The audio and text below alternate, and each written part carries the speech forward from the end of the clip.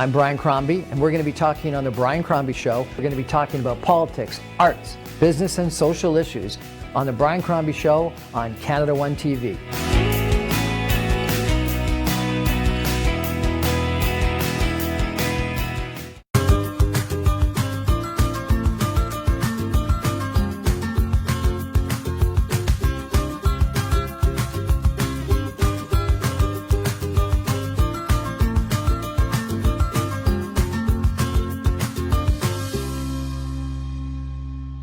Good evening, everyone, and welcome to the Brian Crombie Show on Canada One TV. Well, the federal election is over, and I wanted to do a little bit of a post-mortem with a gentleman I think extremely highly of. Craig Laferriere was the Green Party candidate in Mississauga Centre, and he has a resume, a background, and experience that you wouldn't believe. The man has worked for the National Research Council of Canada. He's worked for major pharmaceutical companies. He's done vaccine development. He's just got an unbelievable background. You got a PhD. You've been a professor or a lecturer at universities, and he's actually in charge of vaccine development, or has been in charge of vaccine development. So he knows a lot of the stuff that we should want to have in Parliament. And you chose to become a Green Party candidate in the last election. And I was a little bit surprised when I heard that you had done that, and we want to talk about that a little bit. And you chose to go in a riding where you were up against a cabinet minister, a incumbent Liberal cabinet minister, and that's a challenging endeavor. And you know, Omar El-Gabra is a good guy and a capable individual. But like, you've got a resume and a background that's incredible. Thank you. But Craig, you only got 2%. So, like, are you frustrated? Are you like peed off? Like, you know, you are the type of person, and you know, Green Party versus Liberal versus Conservative aside, like, forget you know, the political stuff. You're the kind of person that, you know, if you were hiring, if you had a recruiting committee to actually hire someone to represent you in Parliament, you'd be there at the top of the list, wouldn't you? But we don't hire people like we don't elect people the way we hire people. We don't have a recruiting committee. I would have thought you'd be really upset, really disappointed. Tell me how you're feeling. Well, I think the disappointment was somewhat muted because I knew that there was no way that I would be elected. I mean, you know, the Liberals are in power. The Mississauga Centre is a Liberal bastion. In the previous it's not a Liberal election, bastion. Conservatives have it provincially. That's true. And it's frankly just a brand new riding. It's only this is only the second election that the riding existed. It used to be split up into several different ridings. Yeah, but in the previous election, the Liberals took it by 57% of the vote. So that's a huge margin. Yeah, but that was a Liberal landslide, almost landslide majority with Trudeau's first government. Anyway, there's no question it's one of the more Liberal-oriented ridings, and it was the only riding in Peel or certainly Mississauga, maybe Peel, that had a cabinet minister, an incumbent cabinet. And it's always challenging running against a cabinet minister because he can, as he did, run around and make announcements of billions of dollars or millions of dollars of investments in new transit stations and transit lines and things like that. Okay, but still, you know, and again, Omar is a good guy. I know him well. Your resume versus his is a whole, like, you've got probably a 3-page resume versus a 1-page resume. You've got a pretty impressive background. How come someone like you can't get elected? Well, I think, you know, one of the first things that I noticed is the rules are really shaped to benefit the incumbent. Yeah. They, first of all, if you get more than 10% of the vote in your riding, 50% of your expenses are reimbursed by Elections Canada. So that was actually a target for the Green Party to try to surpass that 10% threshold, and then, you know, a lot of our financial difficulties would disappear. At least half of our financial difficulties would disappear. So the party system in Canada really works to maintain the status quo, and smaller parties, you know, it's harder for them to come up and reach that threshold. And there's so much focus on the leaders. There is. I think it's difficult for someone that's running in a local riding to get noticed, to get media attention, is it not? Yeah. Oh, no, it wasn't too bad, but I mean, there was, for example, no debate. There was. I spoke to one NDP person from I think it was not from Lakeshore, Etobicoke, and he had been involved in 3 debates already and was preparing for the 4th debate when I spoke to him, and yet we didn't even have one round table session or anything in Mississauga Centre, and I don't know why that is. I think Mayor Crombie did a good job of, at least bringing the candidates together for sort of a open house kind of thing, or where they had policies that Mississauga was interested in, and they wanted to find out what candidates thought about these different policies and programs and plans that were. I think part of the going problem into is the that future. the old cable television stations, Rogers Cable, is no longer doing the local broadcasts, and they used to always have debates between. It was Rogers, was it? The local candidates, and so that's part. And then the other problem is local ratepayers association schools, and we didn't have a lot of in-person events that were occurring. So I think that's a problem. But how do you think the Green Party in Mississauga, and Green Party was, I think, in 4th place in every riding in Mississauga. I could be wrong on that, but I went and checked the numbers, and I think that you didn't get better than 4th in any riding. How's the Green Party ever going to make it to government, or opposition, or to a balance of power if you can't get above 4th place? And what is it going to take for you to get above 4th place in Mississauga? Yeah, I think what was really surprising to me and to a lot of people was how well the PPC did. Yeah.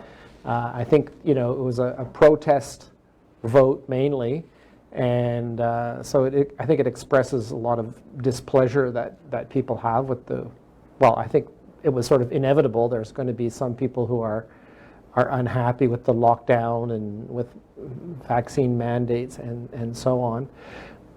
But to see them surpass the Green Party, that was really, really difficult. Did they in Mississauga? I didn't notice that. I know they did federally, on average. Yeah. I don't actually have the numbers right off the top of my head, but they certainly did. Were you in 4th or 5th in your riding? 4th. You were in 4th, for sure. Yeah, I think the Green Party, I'll check that. Yeah, I know overall the numbers for the PPC were, I think, was around 6%. Yeah, so almost 8 actually. Yeah, in fact 8. Yeah, so they beat the Green Party by 4 times. So, but that I think is and I may be wrong on this, but I think this is a one-hit wonder, and it was because of vaccines and anti-vaxxers that Maxime Bernier got so much publicity and support because of that. So I think that that's going to go away. I may be wrong in that regard. And certainly the Maverick Party and the PCP Party were right-wing or right-wing splinter parties, and there may be, particularly with Aaron O'Toole taking the Conservative Party to the center, there may be more attention there and more support there. But I think it's probably going to dissipate. But it comes back to, and you think about the Green Party. What is it? 2 people elected. The leader lost. And Green parties have been successful in BC. They have been successful in one province in Atlantic Canada. But other than that, haven't been successful. In Europe, Green parties have been successful and hold the balance of power in some places. What's it going to take, do you think, for the Green Party to do that in Mississauga, in Greater Toronto Area, in Canada? Well, I think one of the things that I found was that the candidates themselves that were running in the different ridings were really high quality people. These were people with experience. They were rational. They had plans. They had vision. So I think the quality of the people that are attracted to the Green Party is good. I think I agree. And you're the best example. Like you've got the resume, as I've said before. You should be, if we had a recruiting, you should be chosen. But the people don't do it on your background, do they? Well, you know what? I think it's like if somebody who was a politician came into the world of vaccines and decided, well, you know what, I'm going to try to design a vaccine and get it licensed. I think it's kind of ridiculous. They don't have all the experience, the knowledge, so the fact the that practice. You haven't been a political activist, I could think of a worse word, but an activist your whole life. Yeah, I think it is kind of naive for me to think that I know all the steps involved to be persuasive, to get out there, to knock on doors. We had a chat during the campaign, and I asked you a similar question, and you only had positive things to say about your competitors. And I said you're going to have to have some negative things to say, because that's what happens in politics, and you didn't want to do that. Do you think in retrospect, do you think you have to go negative to be successful in politics?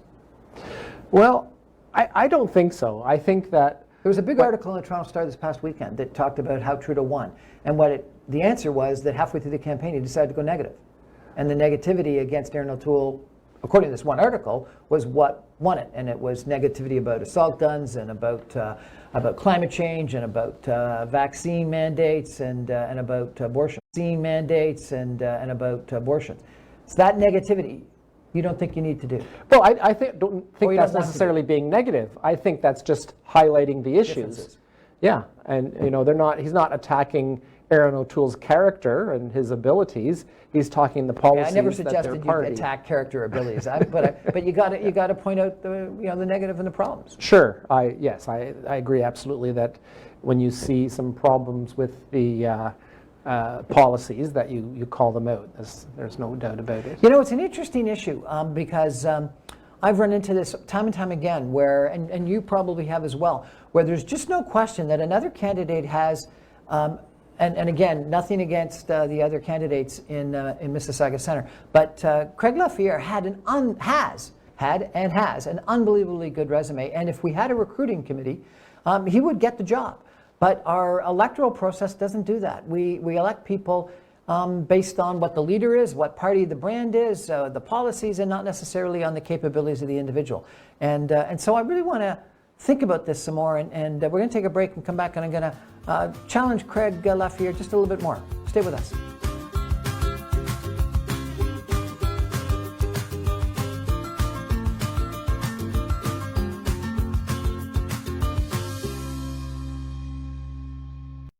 She knows who she is. She knows who we are, how tough this pandemic has been, and what needs to be done to get us back on track. Andrea Horvath is a fighter for people, for workers on the front lines, families trying to find a home they can afford, seniors who deserve better care, and kids needing safer schools and a future to look forward to. Fierce, loyal, optimistic. I'm Andrea Horvath. I'm proud to be on your side. A message from Ontario's NDP.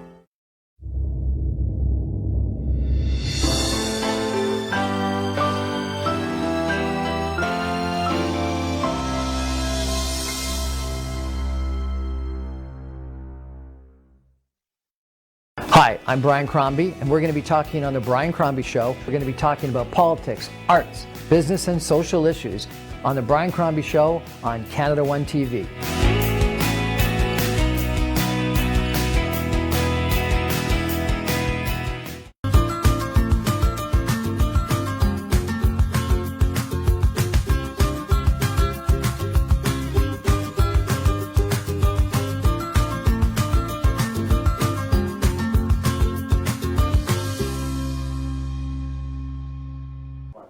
Welcome back to the Brian Crombie Show on Canada One TV. We're chatting tonight with Craig Laferriere, who was the Green Party candidate in Mississauga Centre in the last federal election.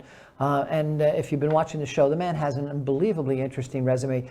He's got a PhD in what, microbiology? In chemistry. Chemistry. And you've worked for Pfizer, and you worked for GSK, I think it was. You've worked in Europe, you've worked in Montreal, you've worked in Toronto. You've been a lecturer at university. You've been chair or vice chair of the bike committee in cycling committee in Mississauga. You've been very involved in your local church, your local community. You're the type of person that should get elected, and you ran for the Green Party, and I hope you don't mind me saying this, but you didn't get 2% of the vote, and it's surprising to me that this keeps happening, and it's because Mississauga Centre, as you say, has been voting Liberal, albeit there's a Conservative candidate that won provincially. But there's too much focus, and maybe I shouldn't say too much focus. There's a lot of focus. Whether it's too much or not is an evaluative kind of assessment. But there's a lot of focus on the brand that you're running with, Liberal, Conservative, NDP, Green, whatever, and a ton of focus on who the leader is, such that, even in the last election, the Liberal sign said Team Trudeau. They were almost focusing more on the Trudeau brand than the Liberal brand, which was kind of interesting. So I come back to, do you think Green Party can win? Can a Green Party win when you're in the 2 to 4% popular vote? You've got 2 MPs across the country. Your Well, you know what? leader lost. I think the Green Party can win. And one of the issues that I learned about, actually, and it was as going door to door, I knocked on the door of someone who turned out to be a poli-sci graduate, and he started telling me about proportional representation. And in fact, the history of it was that in fact, the Trudeau government had made some promises about looking into proportional representation in the 2016 election. This will be the last election held under the first by the post promise. Was something that supposedly, I think it was something, someone told me, I can't remember that it was like either 1,000 or something like that times. Trudeau actually said it during the 2015 campaign. Yeah. And obviously, it never happened. Never I mean, happened. you probably know the history that they ran some kind of committee that looked into it, and the committee came back and proposed a referendum, and then somehow the referendum was. well, it's interesting canned, because, and let's talk about this for a second then. So proportional representation, the Liberals would actually have less seats than the Conservatives, because in the last election, the Conservatives got, I think it was 43 or something like that. The Liberals got 41 or something like that. So the Conservatives got more votes than the Liberals. But because we have a first past the post system, we ended up not electing the Conservatives. And then the PCP would have had more seats than the Greens. That's kind of interesting. And the NDP, I think, would get approximately what they got, the way it worked out. And the Bloc would have got substantially less, because while the Bloc has a 40% or so proportional vote in Quebec, it's far lower than that when it's on a national. And so one of the questions you have is, if you do proportional representation, do you do it geographically or do you do it nationally? And then do you have people that are actually tied to ridings? And so one of the big criticisms of proportional representation is that you no longer have local representation, you no longer have regional representation, because you can't have like a Bloc Québécois regional party. And so therefore people went with this preferential vote. And the preferential vote is something that, arguably you have when you elect leaders. And all of our leaders of all of our major parties are effectively elected by a preferential vote, which means that you have to get 50.1% of the votes. And you go through ballot after ballot after ballot until such time as one person gets 50.1%.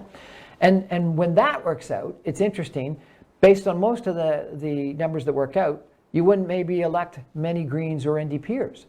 Because in the end, if the third party, the fourth party drop off, and they vote all has to be divvied up between the top 2 parties, more often than not, it's going to be Liberal versus Conservative. And you may actually have a less wide representation in your ultimate parliament. And so therefore, popular vote, you get incredible fragmentation, and preferential vote, you get maybe too much concentration. Is first past the post the best way to do it? Well, a friend of mine, when I was discussing this issue with him, he had a different proposal, which I thought was very interesting. And this is another political issue that's been talked about in the past, and that's reform of the Senate. And right now, the Senate positions are appointed, and they're basically rewards for service rendered to various people. And what is the actual role of the Senate? Does it really have a role in the legislative process except for being a rubber stamp? And this friend of mine suggested there's the place where we could put in proportional representation. So you have a vote that goes to elect the representatives at the Senate, and those are distributed out according to the proportion of people who voted for there. And then that Senate is given more powers. It has greater responsibility in the legislative process. And I think that would be a way to sort of kill 2 birds with 1 stone, to first of all, have some kind of proportional representation, and second of all, have a Senate that is functioning rationally. So. I actually have done a show on exactly this topic, and that was one of my recommendations. So it's interesting and ironic that you recommended it. That one difference is that I did proportional representation on a regional basis, and the reason why is the whole idea of the Senate originally, in Canada, sort of like the United States, sort of like, frankly, the House of Lords in Britain, was to have regional representation. And so if you actually split the Senate into 5, Atlantic, Quebec, Ontario, Prairies, and BC, and did proportional representation within that region, I think you get regional representation, proportional representation, and you're right, get elected. The problem that then people say is, then you've got a Senate that might actually be more powerful than the House of Commons, which ends up happening in the United States, where the Senate ends up being Yes, more very important. well. Anyway, let's come back to the Green Party, because I think one of the things the Green Party has always been for is proportional representation. Yeah. When the Conservative Party finally admits that climate change is real and man-made and supports a carbon tax, do you still need a Green Party? Well, it's not just climate change. I mean, there are a lot of other issues that Greens are in favor of. So one of the big ones, of course, is guaranteed livable income. And the NDP supports that, but the Conservatives and the Liberals do not. Well, the Liberals have sort of implemented one with CERS Under during COVID. Under COVID in the last year. We've had a guaranteed annual income for people, and That's it's true. proven incredibly popular. Yeah, and it shows that it works. It has alleviated a lot of poverty But Green problems. is primarily environmental. It is. I mean, you've that got is, other policies like popular vote, like guaranteed annual income. A lot of your social policies, no question, are progressive and more progressive than maybe the Liberal Party. But primarily, the Green Party is about environmental issues. And I come back to, and let me ask you it this way. So I had a best friend who used to be a former Liberal and became a Green Party supporter. And we ended up having great debates. And I said, are you actually doing your policies a service or a disservice? Because if you're actually still part of the Liberal Party, arguing your green issues at Liberal Party conventions and nominating people like Craig Laferriere as a Liberal candidate, wouldn't you end up having more impact? If you think about Elizabeth May, if she was Minister of the Environment within the Liberal government, rather than being one of two backbench independent MPs, or not independent, but Green Party MPs that don't even have official party status at the back of the room, wouldn't you have more impact? Wouldn't you have more impact arguing your environmental concerns within another party than you have within the Green Party? I'm not sure about that. First of all, the likelihood that I would ever actually end up being a candidate in one of the big parties, is very unlikely. I mean, Why? Because you have to put in your dues. You can't be somebody who's had a career doing something else in their life and then decide, you know what, I think I'd like to be involved in public service. I know about all these different aspects of important information, scientific information that the government needs. I can contribute that kind of experience to the government, although I'm not a politician. Whereas I think having the two big parties in Canada, you get a reward for having done years of service, and then finally you end up being the candidate for the. So you may not necessarily regrettably, I actually agree with you on that one, which is a real negative. It is very difficult for someone like you to become the nominee of a major political party, because you have to put in the dues, because you have to make the friends, because you got to get those votes in the nomination meeting. And in suburban Canada, if you don't have some group, it doesn't have to be an ethnic group, but it has to be some group, a union, an association, a soccer club or something. You got to have some group behind you, because you got to get a whole bunch of people out to a local church, one local place for a nomination meeting to pack it and vote for you. It's really challenging. There's no question. So, Craig, I think that you've got the background that should be in Parliament. And you're not going to get nominated with a major party, is what you think. And the challenge to get elected as a Green Party candidate is challenging. So what's the solution? I'm going to see what happens with the Green Party. I think it's going to go through, reinvent itself. There is going to be a leadership review. Annamie Paul has said that she plans to step down. She will be stepping down, so that will trigger some kind of leadership process, and I think it'll be a time for the party to rebuild itself. But I think Elizabeth May did the right thing in stepping down when she did, because it was her and really centered around her incredible talents and her ability to connect. The Green Party's got to be more than just Elizabeth May. Yeah, and so I think she was smart to open it up and let's see what we can do in the rest of Canada. And actually, with Mike Morris being elected out in Guelph, or I guess it was Kitchener, I mean, this is great. This is great for the Green Party because now it's expanding beyond British Columbia. And, I met with a number of candidates from the other ridings around Mississauga and Toronto. And I think, the talent is there. I think we just need to be seasoned a little bit into the political world and get that understanding of, what it is to say that excites people and makes them want to think, let's give the Green Party a chance. So can I give you my recommendation? Sure.